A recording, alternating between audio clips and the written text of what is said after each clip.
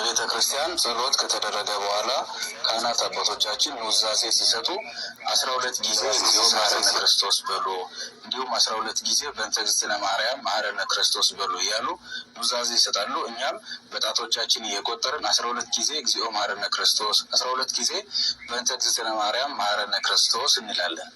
ይህ ለምን ይባላል? ትርጉሙስ ምንድን ነው? 12 የመሆኑስ የቁጥሩ ምስጢር ምንድን ነው? ደግሞስ ትክክለኛው አቆጣጠር የትኛው ነው? በጣታችን ስንቆጥር ትክክለኛ የሆነ አቆጣጠር የትኛው ነው? ከየትኛው ጀምረን የትኛው ላይ እናበቃለን? በዛሬው የቪዲዮ ትምህርታችን ይህንን በአጭሩ የምንመለከት ይሆናል። እስከ ፍጻሜው አብራችሁን ቆዩ። በመጀመሪያ 12 ጊዜ እግዚኦ መሐረነ ክርስቶስ የምንለው በቀን ውስጥ ለሰራነው ኃጢአታችንን በ12ቱ ሰዓት ውስጥ የሰራነውን አቤቱ ክርስቶስ ሆይ ማረን ለማለት ነው። እንዲሁም ደግሞ ቀጥለን 12 ጊዜ በእንተ እግዝእትነ ማርያም መሐረነ ክርስቶስ የምንለው ምሽት ባለው 12 ሰዓት እንግዲህ አንድ ዕለት የሚባለው 12 ሰዓት ሲደመር 24 ሰዓት ነው አይደለም። ስለዚህ በእንተ እግዝእትነ ማርያም መሐረነ ክርስቶስ ስንል አቤቱ ስለ እናት ስለ ድንግል ማርያም ስለ እመቤታችን ስለ ድንግል ማርያም ብለ ማረን እንላለን። ምሽት የሰራነውን ኃጢአት አቤቱ ይቅር በለን ለማለት ነው።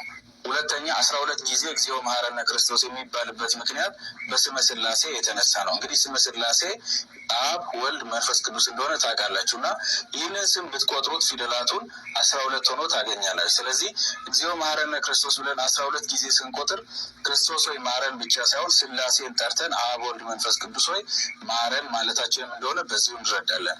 ፊደላቱን ላስታውሳችሁ። አብ ላይ ስንት ፊደል አለ? 2 ፊደል። ወልድ ላይ ስንት ፊደል አለ? 3 ፊደል አይደለ? ወልድ ስንል ማለት ነው።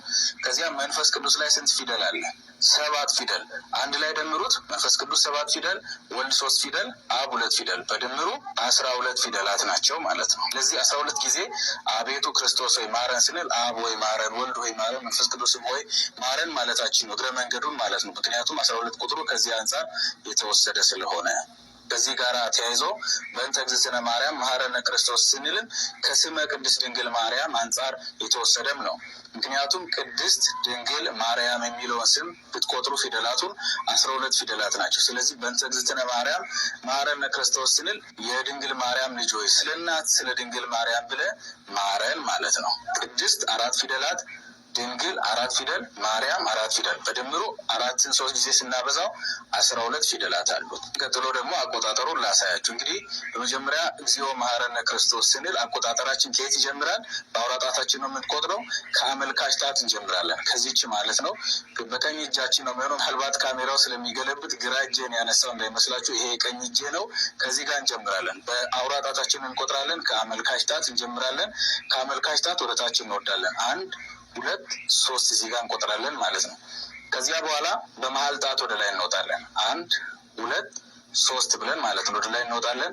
ከዚያ ቀጥሎ በቀለበት ጣት ወደ ታች እንወርዳለን። 1 2 3 ማለት ነው። እንዲህ በቀለበት ጣት ወደ ታች እንወርዳለን። በመጨረሻ በማርያም ጣት በትንሿ ጣታችን ወደ ላይ 1 2 3 ቆጥረን እንጨርሳለን ማለት ነው። ይህ የራሱ ምክንያት አለው። እግዚኦ መሐረነ ክርስቶስ ሲባል እንደዚህ ነው የሚቆጠረው። ምንድን ነው ምክንያቱ ካላችሁ በአጭሩ ለማብራራት መጀመሪያ ከአመልካች ጣታችን ከላይ ወደ ታች መውረዳችን መድኃኒታችን ኢየሱስ ክርስቶስ እኛን ለማዳን ከሰማየ ሰማያት ስለኛ ብሎ መውረዱን የምናስብበት ምስጢር ነው። ከላይ 1 2 3 ብለን ስንወርድ ክርስቶስ እኛን ለማዳን እግዚአብሔር ወልድ ከሰማይ ወረደ ማለታችን ነው። እንግዲህ ክርስቶስ ወደዚህ ምድር መጥቶ ብዙ መከራ ተቀብሎ ስለኛ በመልዕልተ መስቀል ላይ ተሰቅሎ እኛን አድኖን ወደ ሰማይ እንደሄደ ይታወቃል እና ይሄኛው ያንን የሚያሳይ ምስጢር አለው። ከዚያ በመሀል ጣት ወደ ላይ መውጣታችን ደግሞ ይህንን ሁሉ የድነት ስራ ከፈጸመ በኋላ ማድረጉን የሚያሳይ ነው። ክርስቶስ አድርጓል ማለታችን ነው። ከዚህ ከቀለበት ጣት ወደ ታች መውረዳችን ደግሞ ምንን ያሳያል? ስትመለከቱ ወደኋላ ልበላችሁ። ከቀለበት ጣት ወደ ታች መውረዳችን ዳግመኛ ይመጣል። በጸሎት ሃይማኖትም ስንጸልይ ዳግመ ይመጽእ በስብሐት እንላለን አይደል? በምስጋና ዳግመኛ ይመጣል እንላለን። ስለዚህ ይመጣል። ከዚያ በማርያም ጣት ወደ ላይ ስንጨርስ እኛን ይዞ ይሄዳል የሚል ምስጢር አለ። በጣም ድንቅ ምስጢር ነው። አባቶቻችንን ልናከብር ይገባል።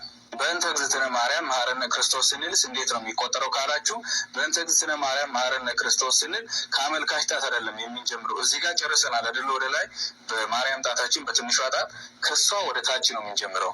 ከዚህ እንዲህ እንመጣለን። በቀለበት ጣት ወደ ላይ እንወጣለን። ከዚያ በኋላ በመሀል ጣት እንወርድና በአመልካች ጣት እንጨርሳለን። ይሄ በእንተ እግዝእትነ ማርያም መሐረነ ክርስቶስ ሲባል እንደዚህ ነው የሚቆጠረው።